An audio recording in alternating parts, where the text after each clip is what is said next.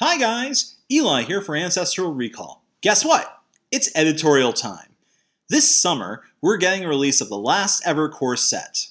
We've heard a very little bit about the set, except for the fact that the set has 2 new keywords and is supposed to tell us about how Jace, Liliana, Chandra, Nissa, and Gideon got their spark.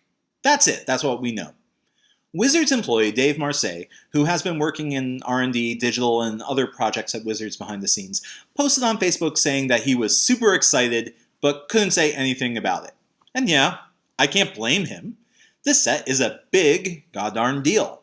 Now, Dave and I talk a lot on Facebook. He's a great guy to talk to about a number of topics, although I know better not to discuss his job. I don't talk to Wizards employees about their job because I understand that they have non-disclosure forms and they don't want to let things leak.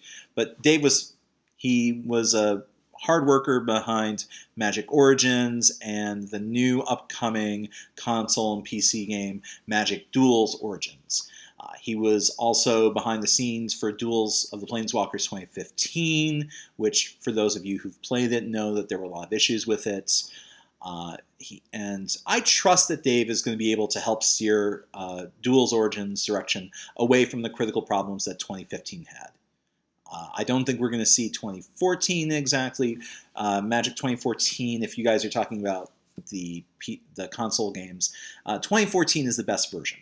And the reason it's the best version is because for newer players, they get to try on lots of different archetypes. You've got White Weenie, you've got Black Reanimator, you've got Green Big Stuff, you've got control decks, combo decks, artifact decks. There's a lot of different elements of the metagame that players can try with Magic 2014.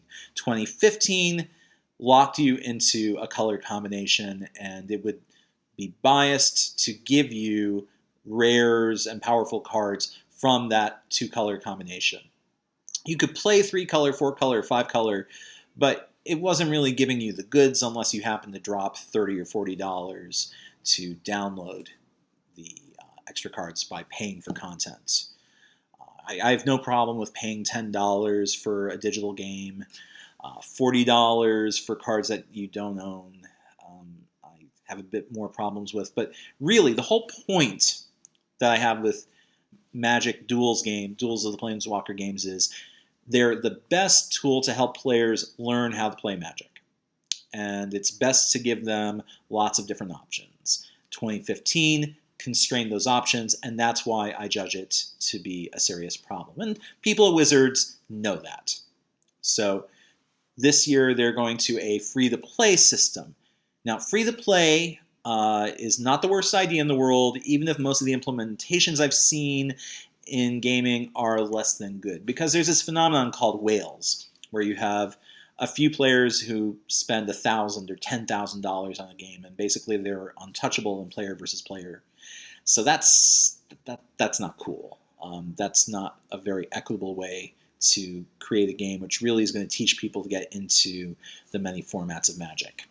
So whales. I don't want to talk about this too much, but I will refer you guys to a video by the people who do a video series called Extra Credits. These are veteran game designers, and they do very insightful, often hilarious analysis of video game design. And those guys are the experts in the field. I'm just a historical pundit when it comes to Magic, so I don't want to spend too much time on this. I really want to spend time talking about the actual Magic Origins set. So the file for Magic Origins is set in stone. Nothing's going to change it at this point, I'm sure. It's gone through development, it's gone through testing, but this is going to be the last core set for quite a while. Wizards hasn't promised that's going to be the last one, and it makes sense. They want to keep the option open for the future. But in this video, I want to take a few minutes to tell you what the core sets mean for me, personally and historically, and what I would do if I was in Wizards helping call the shots for Origins. Essentially, there's something in Magic that's been missing for quite a few years. There's a hole, and I want to call out the hole that I wish that Wizards would fill. And that hole is a Magic release that is about celebrating Magic. There are many functions that core sets have fulfilled throughout the 20 plus years of Magic. I'm not going to talk about unlimited ABU and revised 4th because the game was still in its infancy at that point. 5th edition is supposed to be the quintessential set when it comes out, the archetypical form of Magic. It's replacing 4th edition, and it's also replacing Chronicles, a reprint set. So 5th edition is supposed to have all the cards that are supposed to represent the platonic ideal of Magic as it was conceived early on. Necropotence, it's in there. Heck, if there's an early card in Magic that's not on the reserved list and it was printed in the early days and it was a powerful card, there's a good chance that it was in 5th edition, because 5th edition was titanic in scope. It's the largest set ever at 449 cards. 449 cards. Now, they're all reprints, but 5th edition wasn't really that good a limited set. It had major game balance issues, and like many early Magic sets did, it had green sucking in comparison to the other 4 colors. It had frustrating and complex mechanics like banding, and yeah, it has mistakes. I mentioned Necropotence, and there's also things like the hideously unfun Armageddon.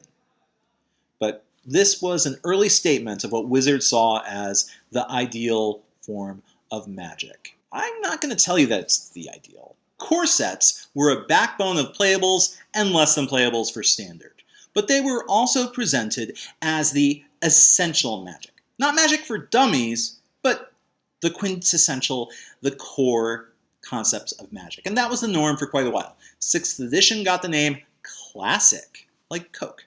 Then we get to Magic's 10th anniversary, 8th edition in 2003. And this set rolled out the new frames that lasted for over a decade. But 8th edition was also designed to celebrate the whole of Magic's history to that point, featuring a reprint from every set of Magic. From Arabians to Urza's Destiny, no set was ignored. The mechanics were simple and clean. While the set wasn't really exciting to draft, the limited games were simple, tactical, and we had a bunch of cool cards to add to the Standard format. While 5th and 6th edition tried to be the definitive, authoritative version of Magic, 8th edition was less of a mission statement and more a pageant of fun and history, showcasing some of the game's best and fun cards. And so I want to salute 8th edition for that. I should also briefly mention that from 6th edition on, core sets were sold to consumers as the jumping on point for Magic, the place where new players could get the hang of the game without fear of drowning in complexity. These were advanced products, while the blocks proper were expert level, with deeper strategy and complexity, and yeah, more complicated mechanics. I mean, things like Echo, that's complex. Buyback, that's complex. Core sets also happen to be the time when Magic gets the lion's share of its rules tweaks, such as tapped blockers getting to deal combat damage, or the stack with 6th edition, or mana burn going away. But that's a minor footnote. And if I didn't mention that core sets were the main method of reintroducing old cards to Standards, I'd be remiss. For Spikes and tournament players, that's the biggest part of what they are. Anyway, the next set I want to talk about is Time Spiral. Time Spiral is one of those sets I want to give a loving, lavish review. I want to give it all the bells and whistles, like I did for Alpha, Beta, and Unlimited. Why? Because Time Spiral is the comprehensive celebration of Magic. It documents so many of the cool and great cards of 93 through 2003, and even includes them on the time-shifted sheet, or gave them homages. Riftmark Knight gives us both a White Knight and a Black Knight. The Dark's Preacher? Here's Evangelize to give us the same simulation. How about getting to play a Chroma, the most badass legend in the game's history to that point? And then giving players an alternate universe Chroma in the next set? Whew. Time Spiral is the set that celebrates Magic for its own sake. And that's why, I've said it before, I'm going to say it again. Time Spiral is my favorite set of all time.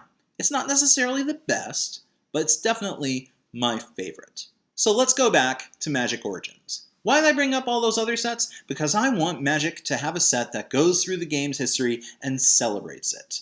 Magic Origins may be about the roots of iconic planeswalkers, but we could go and have flashbacks of the game's history. Much like 8th edition, having a theme of reprints from years in many sets would be amazing. But I don't think it's going to happen, to be honest. Modern design principles want players to get a chance to play with the new mechanics. They want novelty. And Origins has 2 new keywords. So if we go and do a nostalgia perspective, there's a good chance that that attention will overshadow the new mechanics. There's a competition for mind space, for understanding, and I suspect that with the orientation of Wizards really carving out a focus for new things, I don't know when we're going to get a real historical celebration like 8th or Time Spiral. Modern Masters was a greatest limited hits and draft format, and it was wild and let the limits on complexity go. That's not what I'm asking for. Magic Origins will almost certainly be about character origins, the origins of the walkers, not the game. I respect that. It's a marketing decision. I mean, hey, Wizards is a company, they need to care about the bottom line.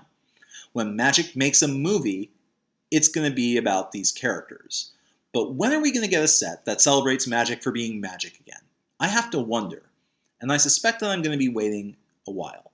Now, if I was able to get Mark Rosewater and Aaron Forsythe in a room and make a demand, that's what I tell them I wanted. A cool set that has some innovation and new mechanics. Okay, I'm fine with that. But I really want to have a set that really creates an engaging, exciting retrospective on Magic 20 plus years on. Things like From the Vault, single cards, don't do it. I want to see a set.